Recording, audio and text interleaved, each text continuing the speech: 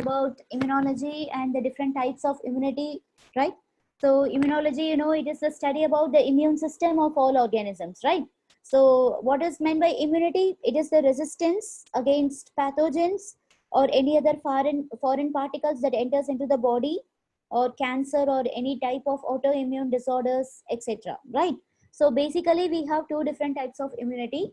One is the innate, another one is the acquired. Fine. So innate immunity, you know, this is an immunity which is present in birth. So this immunity will develop by virtue of genes, and it is also called as non-specific immunity. And this immunity consists of four natural barriers. The first barrier is the physical or mechanical barrier, which includes your skin and mucous membrane. The second one is your physiological barrier, which includes the body fluids and body secretions and all.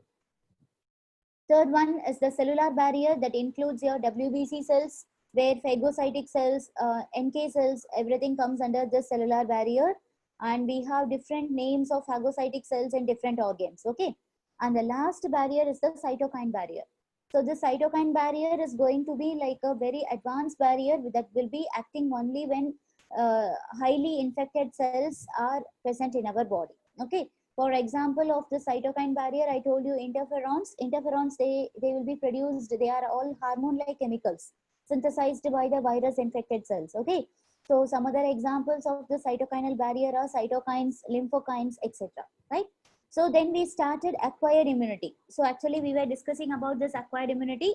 Basic things yesterday itself we discussed. So acquired immunity is also known as specific immunity, called as adaptive immunity.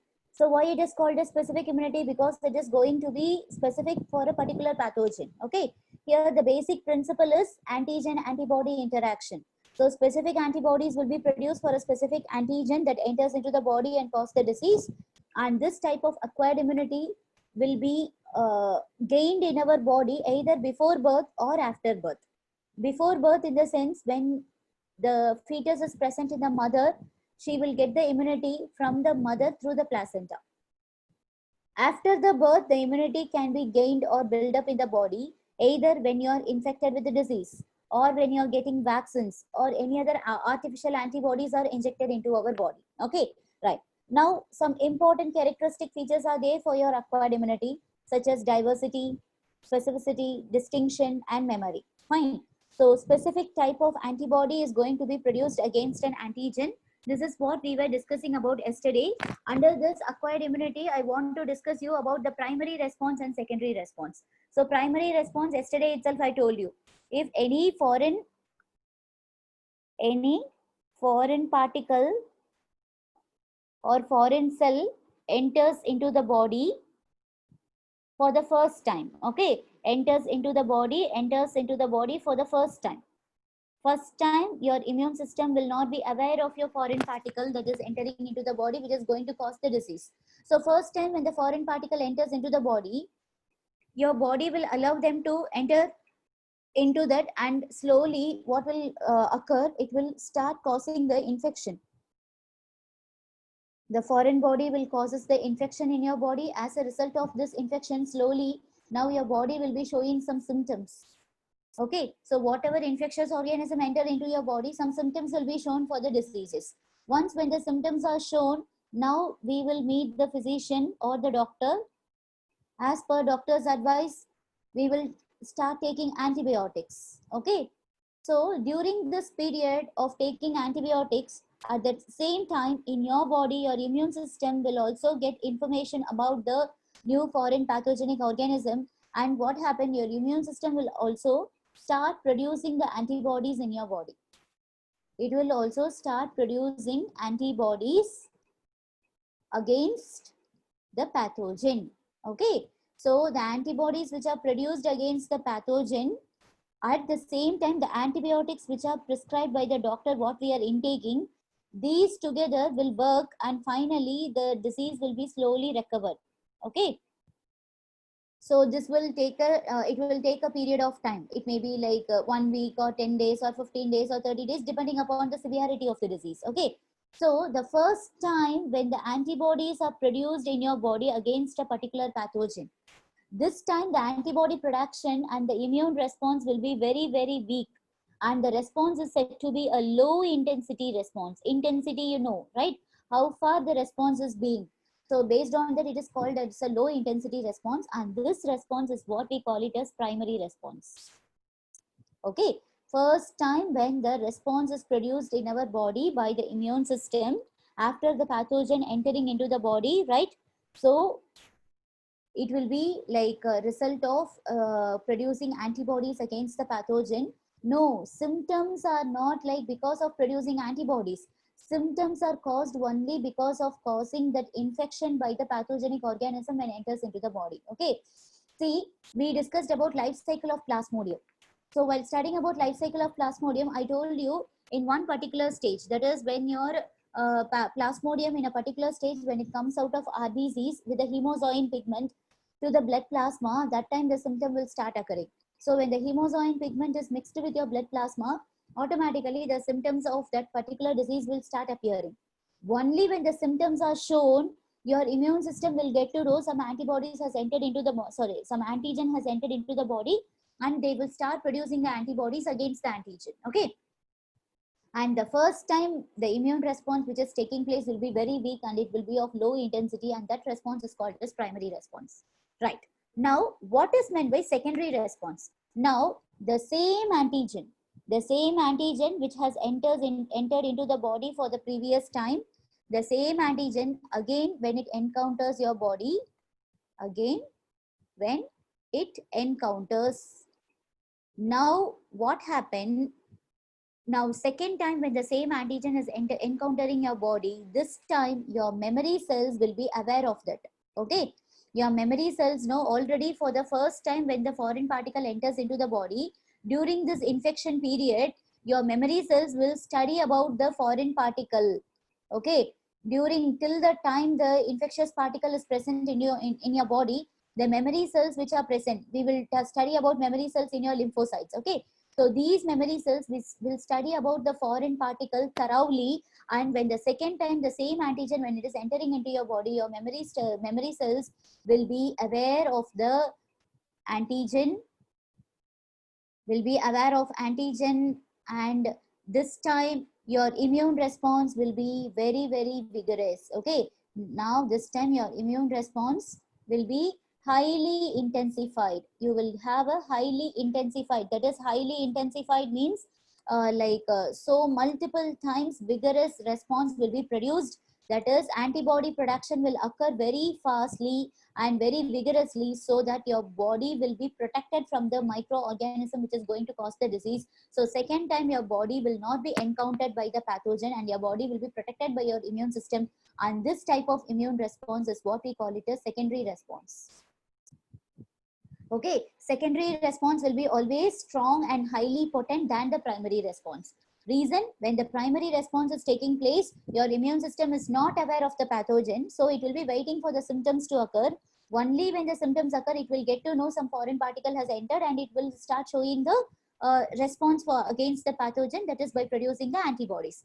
But when the second time the pathogen is entering into your body, now your memory cells will be knowing about the pathogen very well. So it will be aware of the pathogen and it will not allow the pathogen to cause the infection and symptoms. Before itself, it will produce the immune response, and that immune response will be of highly intensified response, and that is what we call it as secondary response. This memory cells will be aware of antigen the second time when the pathogen is entering into the body for minimum of 10 to 15 years to maximum to any number of years. That's why we used to tell, like, once chickenpox occurs in our lifetime, like again it will never occur in our body. Okay. So, see, in case of corona, actually, what is the problem is it is totally, our antibodies are very weak to kill the antigen, that is what corona when it enters into the body. Okay. So, always antibodies will not win. Sometimes antigen will win. When antigen is winning, you will get the disease. When antibodies is winning, you will not get the disease. That is the condition. Okay. So, this is what. Now, the thing is, next thing what we are going to study is who are responsible for producing these antibodies. I am telling, like, antibodies will be produced in our body. So can you say who are responsible for producing antibodies in your chat? In the human body, which cells are responsible for producing antibodies? No, don't say in general WBC. Under WBC, tell me exactly which group of cells. WBC we know, even a 6th class student can tell like WBC are responsible for producing antibodies. Leukocytes, sir. WBC other name is leukocytes. Yeah, very good. Balaji, Kumar, Sriniti, very good. It is the lymphocytes. Okay. It is lymphocytes. Under WBCs, you have two different categories called as granulocytes and agranulocytes. Okay. So granulocytes and agranulocytes, if you take under agranulocytes, you have monocytes and lymphocytes. Under granulocytes, we have basophil, eosinophil, and neutrophil. So totally, we have 5 different types of WBCs. And all the 5 different types of WBCs are not responsible for producing antibodies. Only lymphocytes are responsible for producing antibodies. Under lymphocytes, we have 2 categories of lymphocytes. One is B lymphocytes and other one is T lymphocytes. Okay, so these 2 lymphocytes will accompany and they will produce the antibody that we will study in the next topic under this B lymphocytes and T lymphocytes. Okay, now I am not going to teach about the lymphocytes. We have to complete under acquired immunity. We have active and passive acquired immunity, right? So we have to complete that categorization. Next, we can move on to this lymphocytes, right? Fine, you just copy these 2 slides, students. It is like actually just a understanding for you what is primary response and what is secondary response. If you want, you can copy, otherwise no problem. If you understand, it is more than enough. Just on the whole, you just keep it one thing in your mind. Primary response will be always weak. Secondary response will be always strong. Okay. Primary response will be the first time when the pathogen enters into your body, the immune system, whatever response it is producing, it is primary. Secondary response when the pathogen encounters for the that is subsequent period, not only for the second time, third time, fourth time, fifth time, when the subsequent period encountering of pathogen, your immune response will be very strong due to the presence of memory cells. The secondary response is only because of the memory cells which are able to be identifying the pathogen when it enters for the second time or third time or fourth time. It is immediately producing the high intensified immune response. That is what we call it as secondary response. Okay, you will study about lymphocytes. One student is asking how lymphocytes can be created. You will study lymphocytes will be produced in our body, where it will be produced, how it will differentiate into B and T. Everything I will tell you under lymphocyte topic. Don't worry now. Okay, fine. Now under this acquired immunity, so we classified acquired immunity in the flow chart again into 2 categories. Do you remember? You can take your yesterday's class notes and see what are the 2 subcategories of your acquired immunity.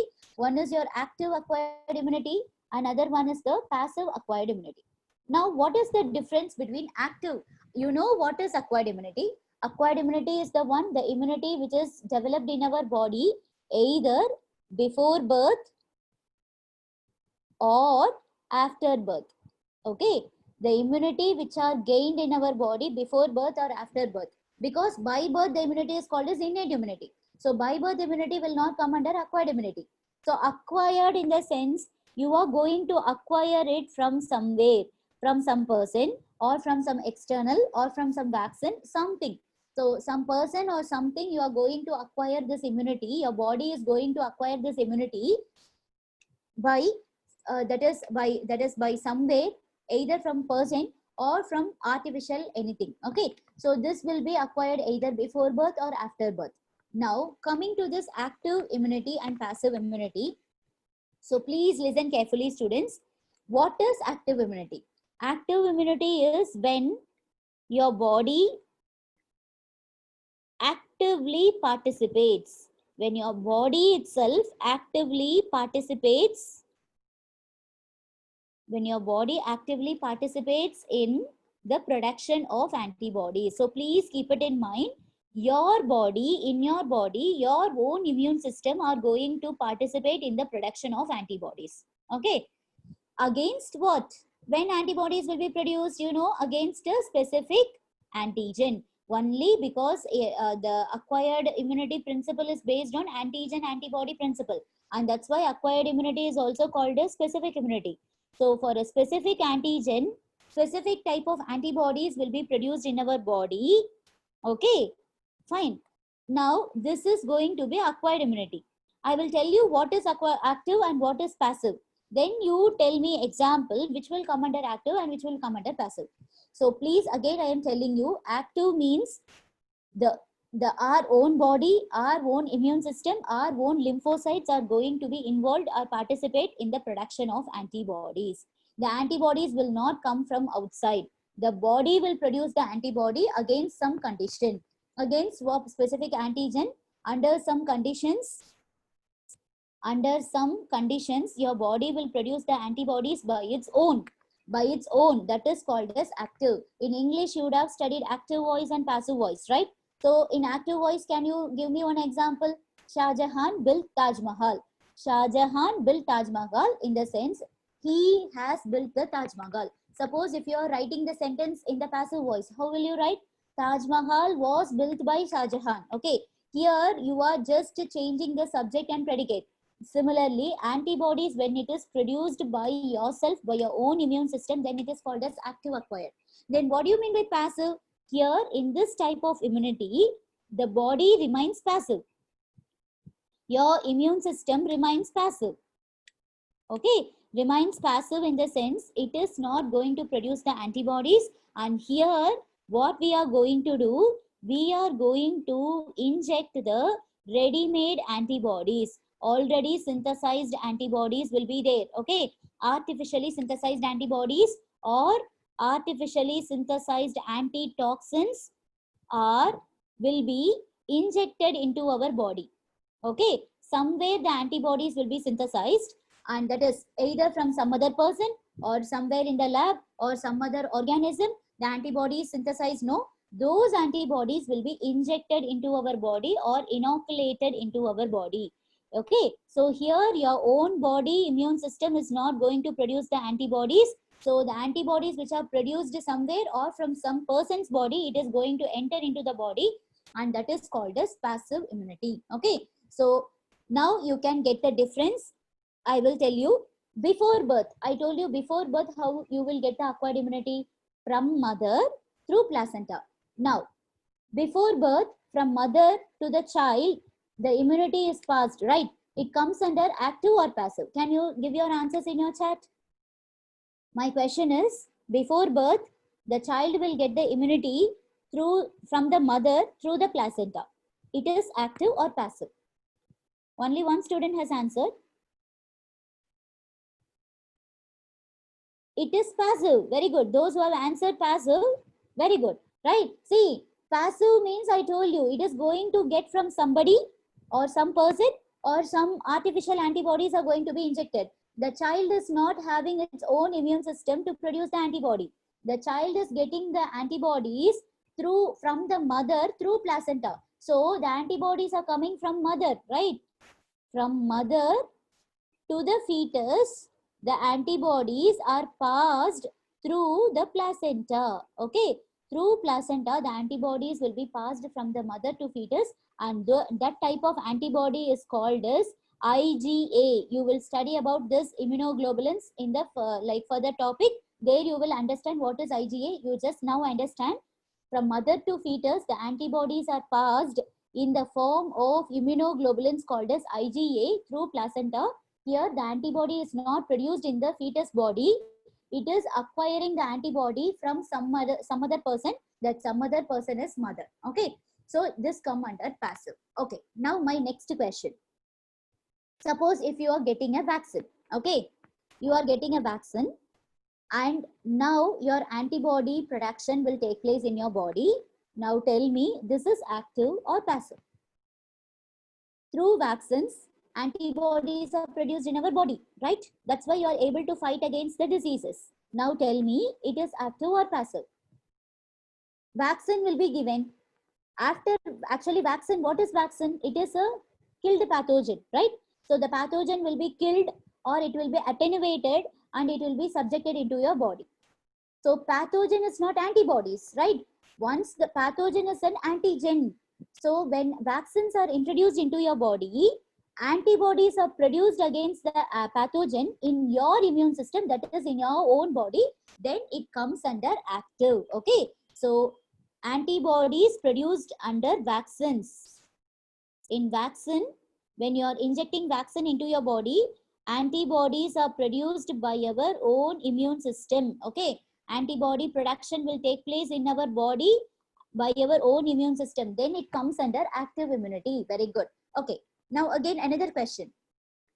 Suppose when you are infected with a disease, when any pathogenic particle enter into your body and causes the disease, right?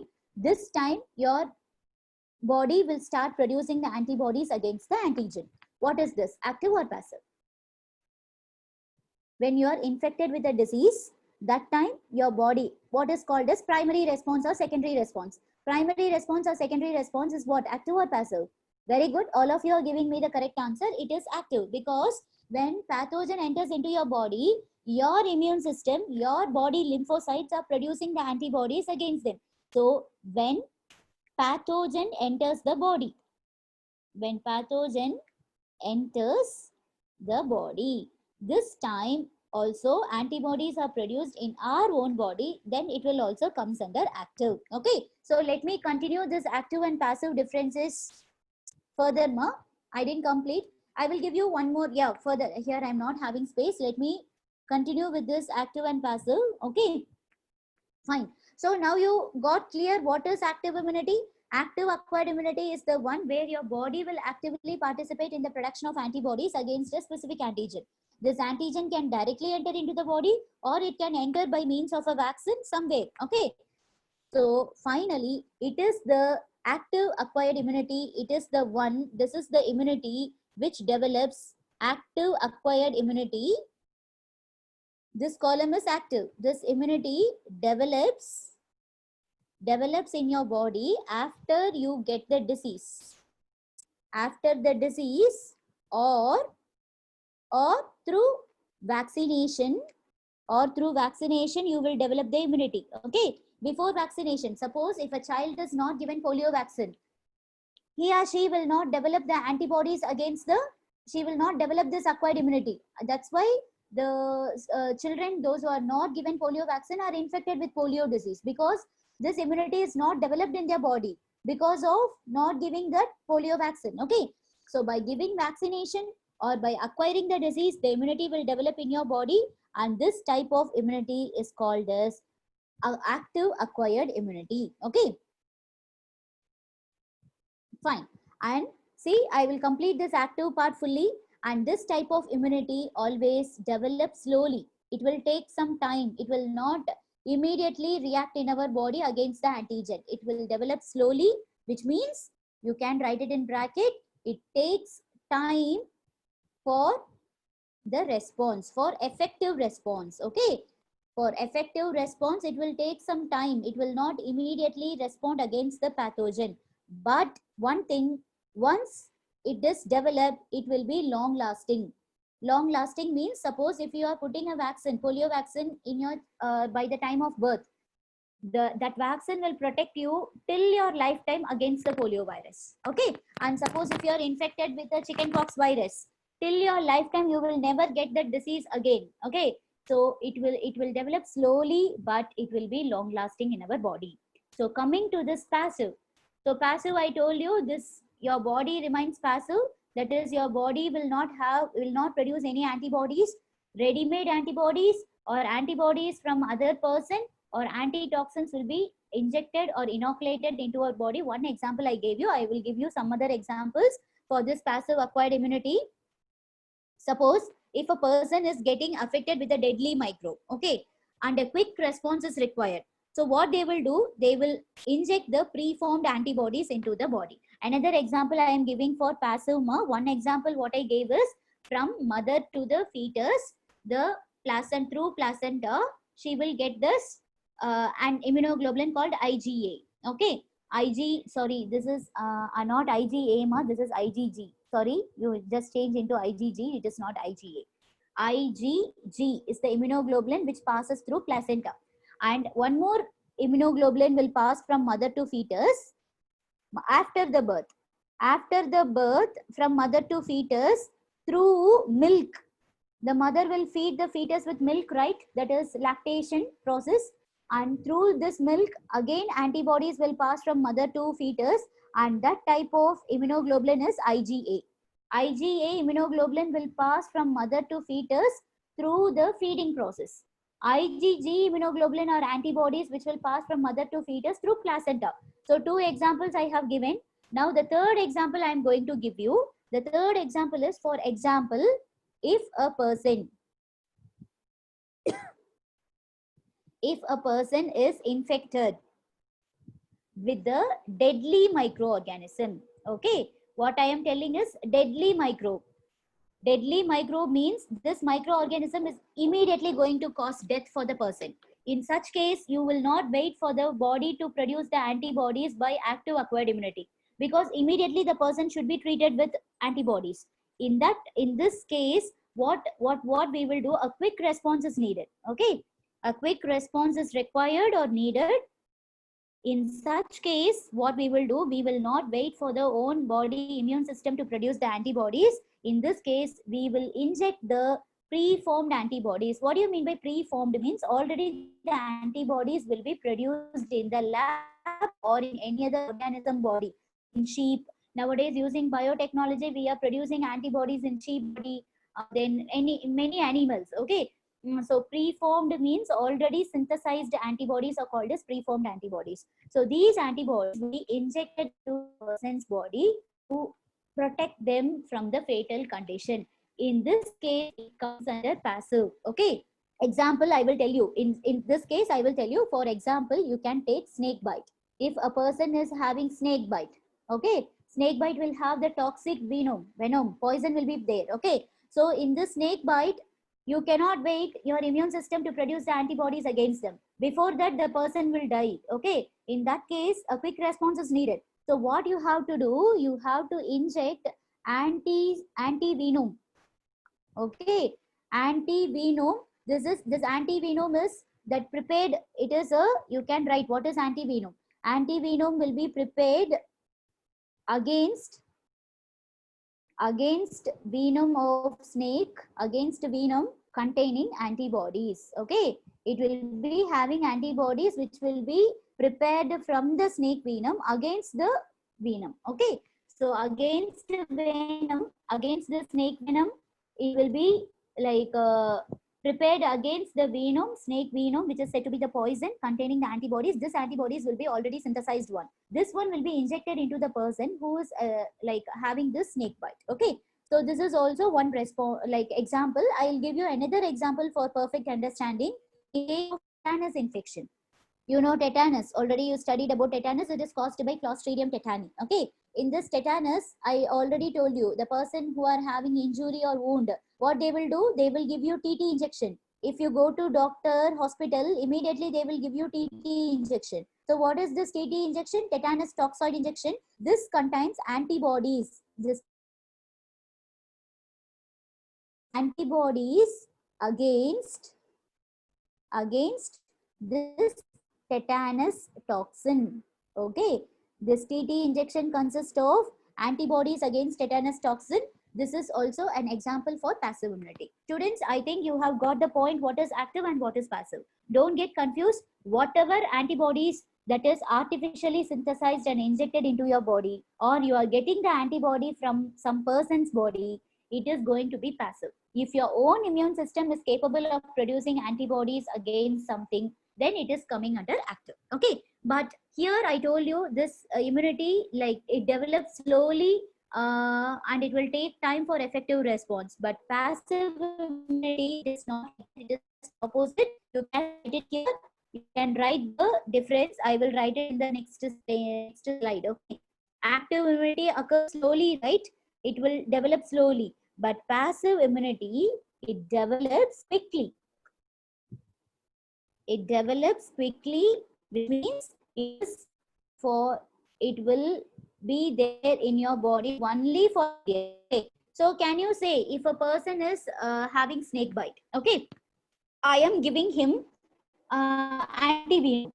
This antivenom, what it will do, it is having antibodies against the snake venom. Okay, this antibody will go and fight against that antigen present in the venom, and it will recover the person from the problem. Okay, right. Now again, after 2 days, again he is getting snake bite. Okay, like 2 days before I gave him antivenom, right? That antivenom will not be there to for this venom, which is again entering into the body. So in case of passive immunity, every time we have, because the antibodies will function only for a short period, it develop, the response will be very fast, but it will be only for a shorter duration. It cannot prolong for a long period. And so this immunity is said to be like it is a, like, what is that, this type of passive acquired is a just a temporary response, it is not a permanent response. Okay, fine. So already I told this immunity also develops in a child. Okay, when from uh, already I told this, from mother to the child through milk, the first formed milk, first formed is called as colostrum. Okay, you will call it as colostrum. The first formed milk, it will mention antibody is called as IgA. This IgA antibody will be present in abundant during the initial days of lactation. That initial days of lactation, the first formed milk is called as this, what is this, colostrum, which is having this antibody IgA. Okay, so nowadays using rDNA technology, you are going to study about this in biotechnology chapter. Using this recombinant DNA technology, it is being employed to produce different types of antibodies for producing this what is this, passive acquired immunity. Okay, many preformed antibodies are being produced using this rDNA technology. Not only preformed antibodies, using this rDNA technology, vaccines are also being synthesized. Okay, vaccines comes under active, preformed antibodies comes under passive. Okay, so these are the things you should know about this active and passive acquired immunity. So this is over. I will show you all the slides from the beginning, students. You just copy so that we can move on to the next topic, that is lymphocytes. What are lymphocytes? How this B cells and T cells will be differentiating, and what are the categories of B lymphocytes and T lymphocytes, everything.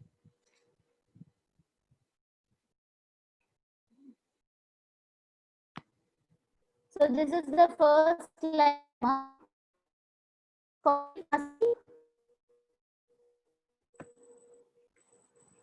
No, the vaccinated person will never be affected by the disease if the vaccine is of a quality vaccine. Okay. Passive will not long last, ma. Passive will be only for a short period. Every time you have to give this preformed antibodies for the severity of the disease. It is not like active, it will last for a long time. Second slide.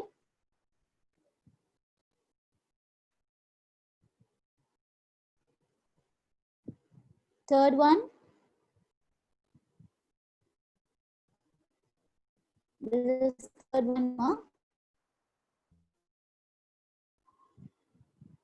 Fourth one.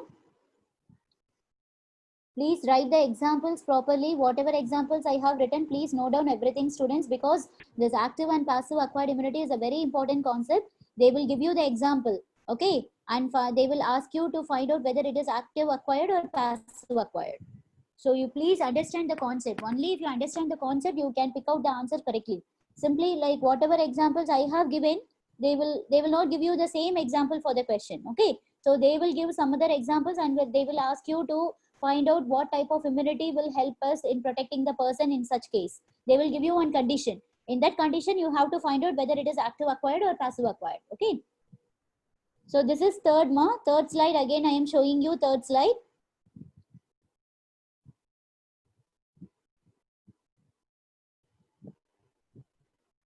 This is fourth one.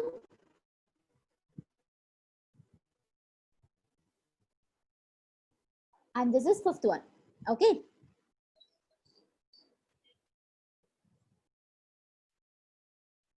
This is fifth one. Okay. Students, shall we move on to the next topic? Have you all copied, right? Hope you all have copied. Fourth and fifth slide again. Wait. I will show you. Wait. Yeah, this is fourth slide. Please copy it fastly, students. Don't take much time. This is fourth one. Okay.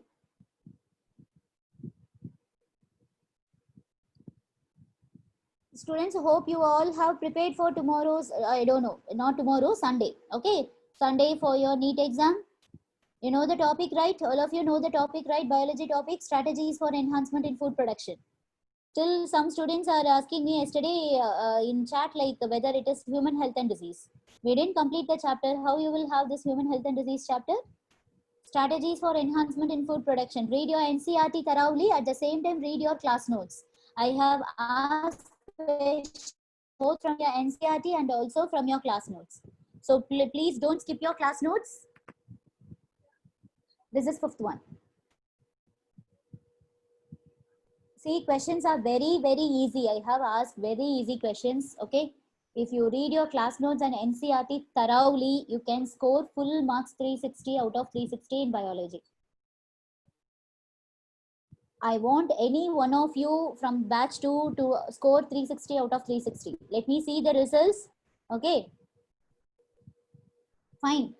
Okay. Next we can move on to the next topic. That is what we are going to discuss now is lymphocytes. Okay, fine. Just now I told you what do you mean by lymphocytes. Lymphocytes are one type of WBCs. Okay, it is one type of WBC. Under WBC you have 5 categories, right? So basically 2, granulo and agranulo. Under that again if you categorize them, you will be having this 5 categories: monocytes, lymphocytes, basophil, eosinophil, neutrophil. Okay, right. Now what are these lymphocytes? Lymphocytes, where it will be present. Okay, like lymphocytes, first of all, these lymphocytes are the one which are responsible for the production of antibodies. Okay, now in immune response, every time we are saying in active acquired, passive acquired, everywhere we are telling like antibodies will be produced against your antigen. Okay, so please don't get confused. Antibodies will be produced in our body against the antigen. Antigen are the pathogens which are coming out from outside, and sometimes some antigens are there which are said to be self antigens. See, under antigens you have 2 categories: self and non-self. Self means some antigens which are present in our body. Okay, in body fluids and circulation chapter you would have studied the antigens which are present on the cell surface of your RBC cells. In your RBC cells, you will have some antigen, right? Based on the presence of antigen, you will call it the blood group as whether it is A blood group or whether it is B. If antigen A is there, then it is A blood group. If antigen B is there, it is B blood group. If neither antigen A nor antigen B is present, then we will call the blood group as O.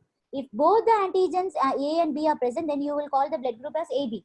So these antigens are self antigens. These antigens, self antigens are not pathogens. Okay, they are not going to cause any infectious disease.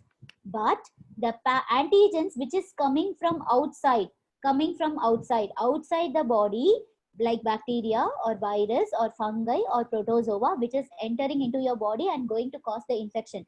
Those antigens are called as non-self antigens. Okay, non-self antigens are only said to be pathogens.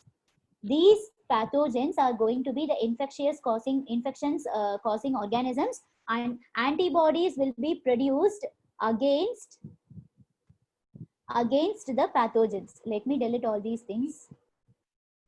Just for your understanding, I told you these things, students. You know this very well. Okay, antigens are of 2 types: self antigens and non-self antigens. And antibodies will be produced against, if your immune system is properly responding, then antibodies will be produced against the antigen which is coming from outside. Okay, antigens which are coming from outside, which we call it as pathogens or foreign particles. Okay, right. Now let me tell you some basic information about lymphocytes.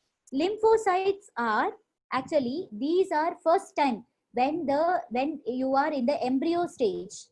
Okay, after fertilization you will have zygote. Okay, the zygote will later develop into embryo. During embryo stage, your lymphocytes are produced in lymphocytes. That time itself lymphocyte production will start. But these lymphocytes are produced first time in the yolk sac. You know what is yolk sac, right? If you like, all the egg will have the yolk sac, and first time in human the lymphocytes will be produced during the embryonic stage. During embryonic stage, the lymphocytes will be produced in the yolk sac. Okay, later when the embryo develop into organism, okay, organism in the sense when the, like, again after this yolk sac, now the embryo will develop into what? It will develop into organ system and all. Okay, so once when organs started developing, when organs started developing in the fetus, when organs started developing in the fetus, now the lymphocyte production will take place in where? Two important area. One is liver and other one is bone marrow. Okay, so it will take place in your liver and bone marrow in the fetus. Okay, of the fetus. So this is in the fetus. Please keep it in mind. The once when it is in the embryo stage, lymphocytes will be produced in the yolk sac. Once when organs started developing in the fetus, now the lymphocytes will be produced in the liver and bone marrow. Okay, and these lymphocytes which are produced in the liver and bone marrow, those lymphocytes are called as stem lymphocytes. These are what we call it as stem cells also. Okay, they are said to be stem lymphocytes. Now after birth, what will happen? Okay, after birth, what will happen? Where the lymphocytes will be produced? I will continue in the next slide. Okay, now after the birth of the child, now what it will happen? The lymphocytes from your bone marrow. Okay, the lymphocytes which are produced in the bone marrow, right? So after birth, you just write down lymphocytes will be produced only in bone marrow.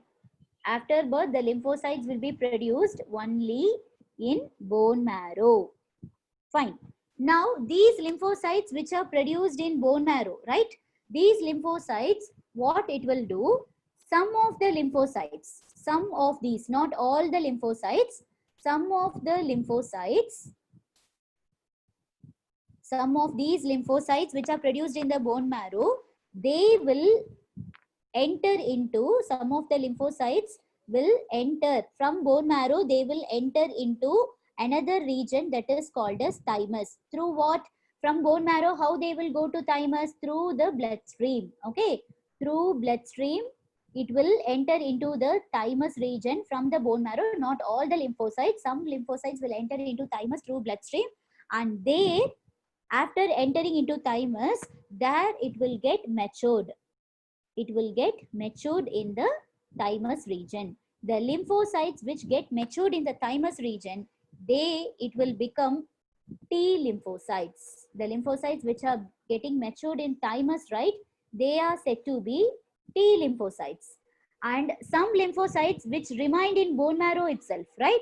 So some, because all the lymphocytes did not enter into thymus, some lymphocytes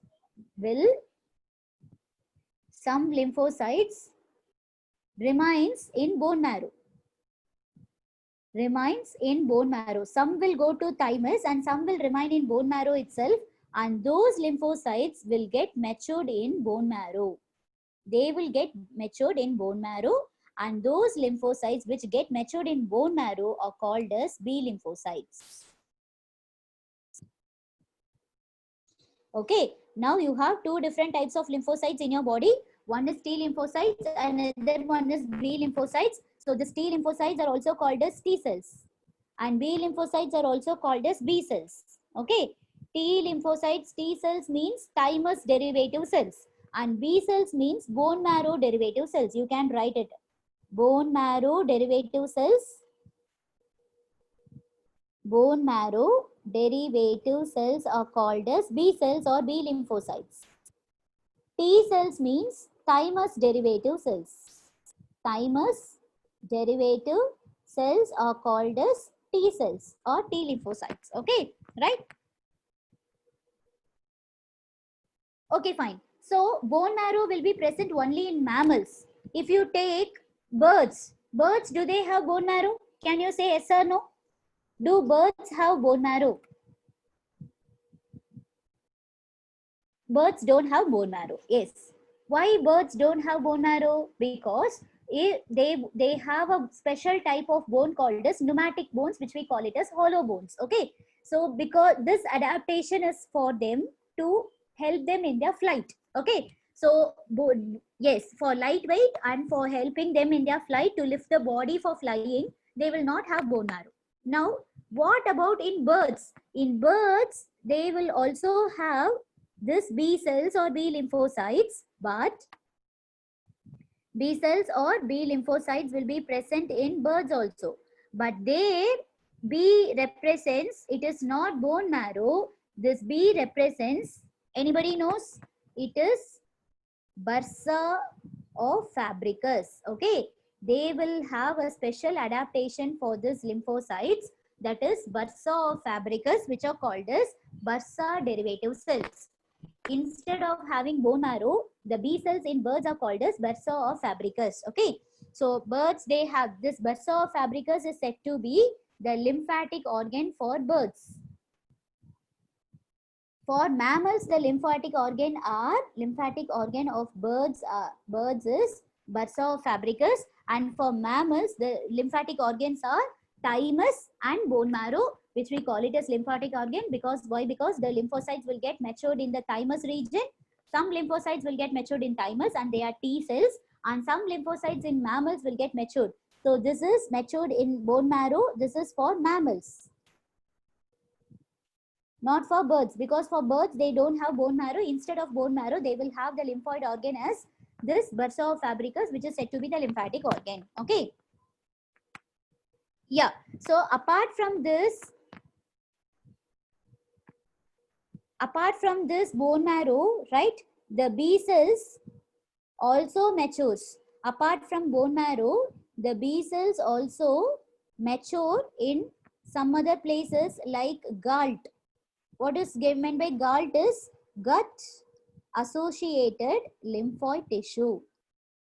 Gut associated lymphoid tissue.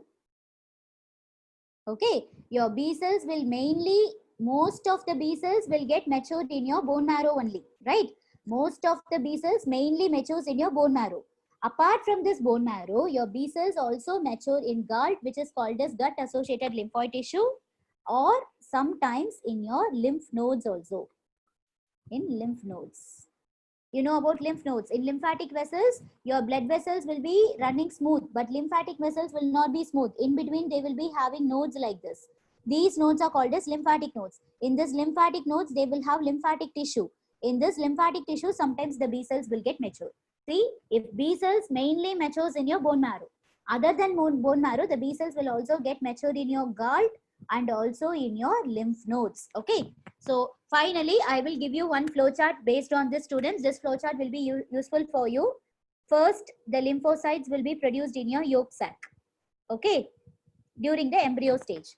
Then your lymphocytes will start producing in your liver. Finally, your lymphocyte production will be taking place only in the bone marrow. Okay, now all these lymphocytes, initially they are called as stem cells. Initially they are called as stem lymphocytes or stem cells. Now these stem cells, it will move to two regions. After this one like a matured stage, it will move to thymus region and some will remain in the bone marrow itself. Okay, bone marrow or bursa in birds. Okay, bone marrow or bursa in birds. Like the lymphocytes which are get matured in thymus, they are called as T cells or T lymphocytes, and in bone marrow they are called as B cells or B lymphocytes. So this is your overall concept of your lymphocytes, that is your development of B cells and T cells. Okay, so you can write this flowchart, students. It will be easy for you to understand the concept thoroughly. Fine, I will tell you the difference between B cells and T cells. You please write this difference. This is also a very important question in your board exam and also in your NEET exam. What is the difference between B cells and T cells? Let me consolidate and tell you what is the difference. I told you the lymphocytes which will remain in your bone marrow itself will mature there and it will develop into B cells. How many percentage of lymphocytes will mature in bone marrow is 20% of lymphocytes in our body are B cells, that is B lymphocytes, and remaining 80% of the lymphocytes will be T cells. Then what do you mean by this? Most of the lymphocytes will enter into thymus from bone marrow for maturation. Only 20% of the lymphocytes will remain in your bone marrow for maturation, and they are called as B cells. 80% of the lymphocytes will pass to the thymus region for maturation, and they are called as T cells or T lymphocytes. And here B cells, what is that the name of the immunity that is created by B cells is said to be antibody mediated immunity. The name of the immunity which are produced by B cells is called as antibody mediated immunity. The name of immunity produced by B cells are called as antibody mediated immunity. It is also having another name which is also called as humoral immunity. Humoral immunity. Okay. This immunity, humoral immunity or antibody mediated immunity, will be present in our blood or in any other body fluids. It will be present in our blood or body fluids. And T cells, it will produce immunity, right? That immunity is called as, provided by the T cells is called as cell mediated immunity. This immunity is called as cell mediated immunity. Now the third difference, usually when organ transplantation take place, sometimes organ rejection will occur. That organ rejection will be caused by T cells, not by B cells. So B cells do not reject the graft, that is the transplanted organ, but T cells are the one which are responsible for rejecting the, T cells are responsible for, they are responsible for rejecting the graft, transplanted organ. In particular, the T cells which rejected the graft is called as killer T cells, KT cells. We call them as killer T cells. Okay, simply called as KT cells. They are responsible for rejecting the organ. And finally, this immunity, B cells provide immunity against fast occurring diseases. It provides immunity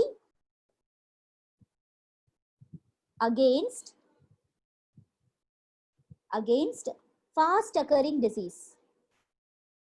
Fast occurring diseases, they will get the immunity from B cells. And T cell immunity, right? It provides immunity against slowly occurring diseases.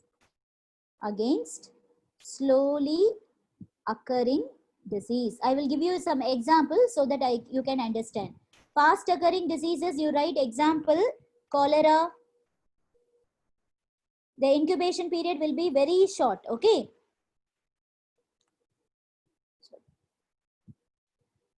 Cholera, and then diarrhea, all these are fast occurring diseases. Symptoms will be shown immediately.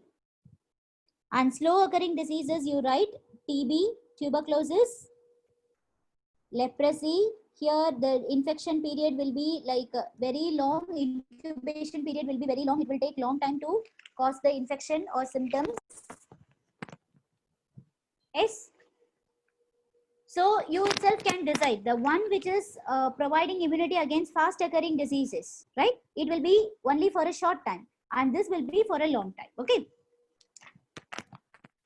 Fine. These are the differences between B cells and T cells. Next, I am going to tell you, I think today, yes, today I cannot. I will show this because last few more minutes. So tomorrow, not tomorrow, Monday, we are going to discuss what are the different types of B cells. You have two different types of B cells. And under this T cells, we have 4 categories. Okay. When they differentiate, they will differentiate into 4 here. When B cells differentiate, they will differentiate into 2 types, plasma cells and memory cells. Here you will have 4 types of cells that we will discuss on Monday, right? So up to this, I will show you all the slides from the beginning, students. You please copy it, everything. So this is first one. I think first 3 slides you would have copied. Second one also you would have copied. From third, I will show you third slide.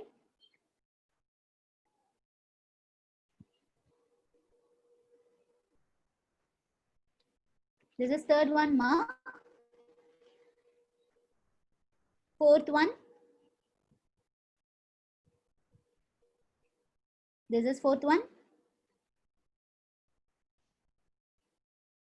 Anybody who didn't copy the fourth slide, please. Fifth one.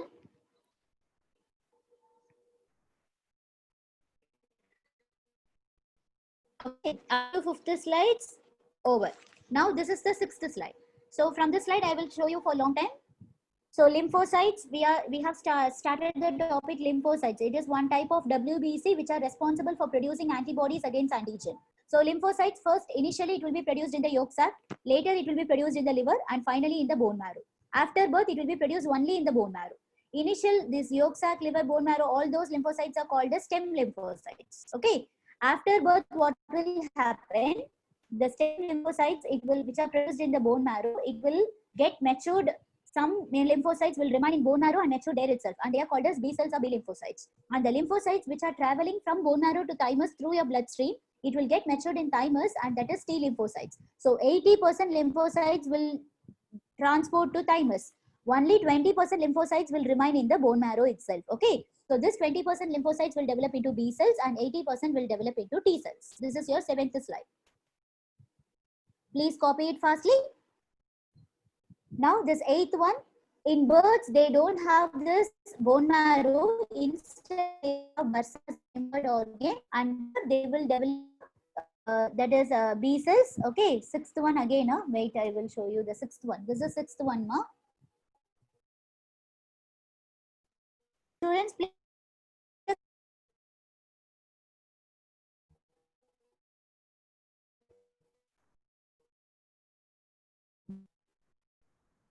This eighth one. Okay, so B cells, that is it represents, B represents bone marrow. In birds, B represents because it is the lymphatic organ of us. The B cells, apart from maturing in bone marrow, small amount of B cells get in your GALT, that is gut associated lymphoid tissue, and in your lymph nodes and all. Okay, so these are very small amount of lymphocytes will get matured in your GALT and lymph nodes. The ninth slide. This is